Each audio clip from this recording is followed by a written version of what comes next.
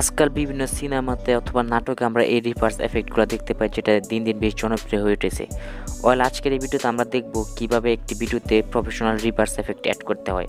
আর সম্পূর্ণ কাজটি করবো আমরা মোবাইল দিয়ে। তার জন্য আমাদের প্রয়োজন পড়বে জনপ্রিয় অ্যাপ কাইনমাস্টার। তো কথা না বাড়িয়ে চলুন চলে যাই মূল টিউটোরিয়ালে।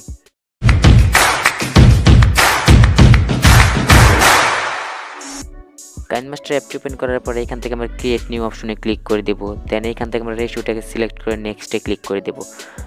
তারপরে এখান থেকে আমরা আমাদের ভিডিওটাকে ইম্পোর্ট করব এবং ইম্পোর্ট করা হয়ে গেলে আমরা ভিডিওটাকে প্লে করব এবং প্লে করে আমাদের ভিডিও যে অংশে রিভার্স এফেক্ট প্রয়োজন আমরা সেই অংশটুকু সিলেক্ট করব।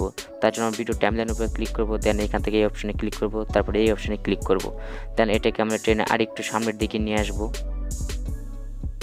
এবং আবার আমরা এই টাইমলাইনে ক্লিক করব এবং এখান থেকে আবার এই অপশনে ক্লিক করব। দেন এই অপশনে ক্লিক করে দেব। তারপরে আমরা প্রথম অংশটিকে সিলেক্ট করব, তারপরে থ্রিডটে ক্লিক করে ডুপ্লিকেট করে নেব। তারপরে এখান থেকে আমরা আবারও প্রথমটাতে ক্লিক করব এবং এইটাকে আমরা একটি রিভার্স এফেক্ট দেখতে পাবো। রিভার্স অপশনে ক্লিক করে দিব এবং এখানে আর কিছুক্ষণ সময় অপেক্ষা করব। তো আমাদের এখানে রিভার্স এফেক্টটি অ্যাড করা হয়ে গেছে। তো এখন যদি আমরা প্লে করি তাহলে আমরা ঠিক এরকম একটি আউটপুট পাবো।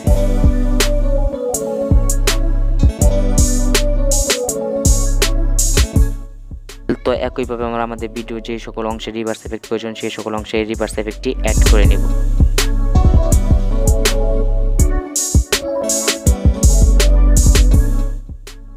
ওকে, এবার আমরা মিউজিক আইকনে ক্লিক করব এবং এখান থেকে আমরা আমাদের পছন্দের একটি মিউজিক অ্যাড করে দেব। এখান থেকে আবারও লেয়ার অপশনে ক্লিক করব এবং এখানে আমরা একটি ফ্রেম অ্যাড করব। তার জন্য স্টিকার অপশনে ক্লিক করব এবং এখান থেকে আমরা একটি সিনেমেটিক ফ্রেম অ্যাড করে নেব। এটি আপনারা অ্যাডসেস স্টোর থেকে ডাউনলোড করে নেবেন। দেন এটাকে আমরা ভিডিও টাইমলাইন জুড়ে অ্যাড করে নেব।